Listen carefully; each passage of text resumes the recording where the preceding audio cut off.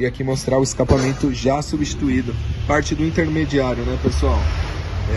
Que ele vai lá embaixo, ó, o que foi substituído. Aqui continua o mesmo, a parte de trás, porém o intermediário que estava quebrado foi substituído por um novo, tá? E agora o carro não bate mais aqui, faz aquele barulho que o cliente estava reclamando. Então, para você que tem problema de escapamento do seu carro, estamos à disposição para atendê-los e resolver seu problema. Um abraço e até o próximo vídeo.